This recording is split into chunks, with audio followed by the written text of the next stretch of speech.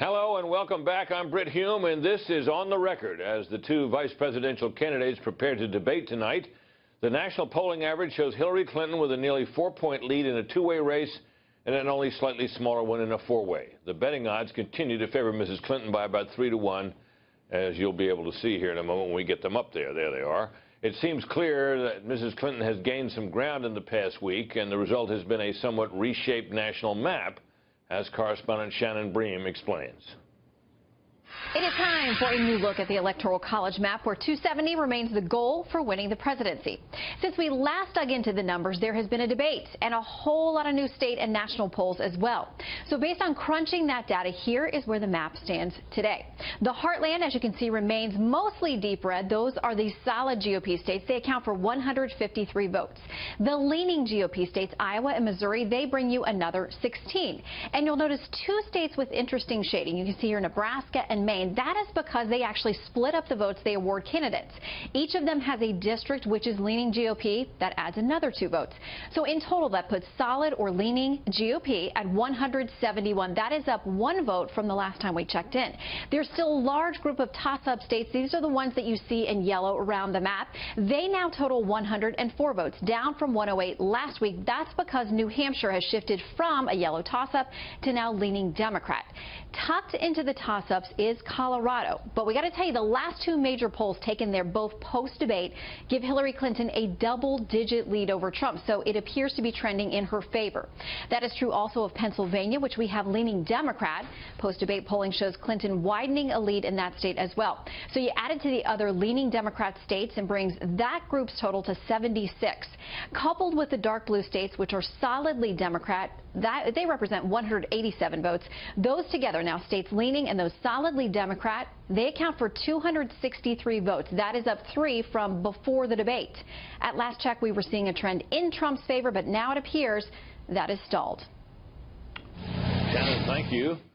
So for more on those critical battleground states, I'm joined by Josh Kraushaar, politics editor at National Journal. Josh, nice to see you. Good to be here, Brent. What are you looking at? What are you seeing? Well, this is a tale of 2 parts of the country. We're seeing a big bounce for Hillary Clinton in some of the more diverse, college-educated states. So Colorado, Hillary Clinton now has an 11-point lead, according to one new reputable poll. Florida, Hillary Clinton is starting to pull, or at least pull ahead to a small single-digit advantage in many of the new polls. But in the Rust Belt, in states like Ohio, Wisconsin to a lesser extent, there's really no bounce for Hillary Clinton. In fact, Donald Trump actually gained ground in the Quinnipiac poll that came out this week. For Donald Trump, he went from in Ohio, which is a state that's looking increasingly in Donald Trump's favor. Now, what about Pennsylvania, which has been, of course, the kind of a place where Republican hopes have been dashed so many times, but it has been thought to be in play.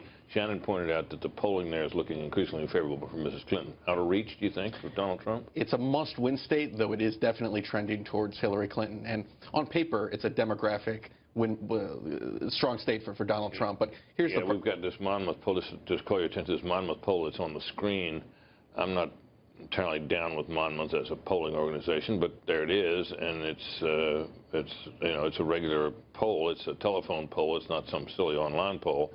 10-point lead, and now we got Franklin and Marshall College 9-point lead. So that looks a little grim at the moment, doesn't it? The thing that should scare the Donald Trump campaign in Pennsylvania is that after the debate, the white vote, the white women in particular, shifted markedly towards Hillary Clinton.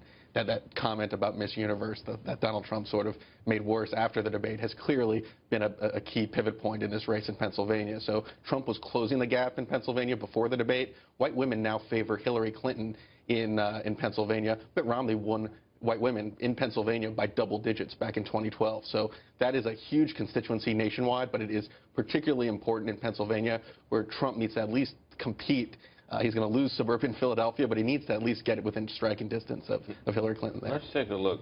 I'm going to get your thoughts about North Carolina. That's obviously a state where it looked like Trump might be doing pretty well. We have a fresh poll out in North Carolina today. This is from Elon University, and it shows Mrs. Clinton with a 6 percentage point advantage. What do you make of that? It's a competitive state. It's a racially polarized state. Hillary Clinton is winning 98% of the African-American vote. That's a greater share than what President Obama won in North Carolina in 2012. So you have a white vote that's overwhelmingly Republican, a black vote that's overwhelmingly Democrat. How's Trump doing with the white vote? he's doing very well, but not enough. He needs to win about 65, 70, 75% of the white vote. He needs to win white suburban voters in the big population centers around the state. He's winning 61% of the white vote in that Elon poll. He needs to get about 10 points higher for him to have a good shot at winning. So in other words, he's either got a diminished cutter margin among the black vote, which if it's 98%, that seems hard to believe that could hold to the election day, 98%. And certainly Hillary Clinton talking about President Obama at the first debate, really trying to engage African-American voters in her campaign appearances in North Carolina. That's the Clinton campaign thinks if they win North Carolina, ball game over, and they think that they have a good chance right now. It looks that way, yeah. Josh, thank you very much.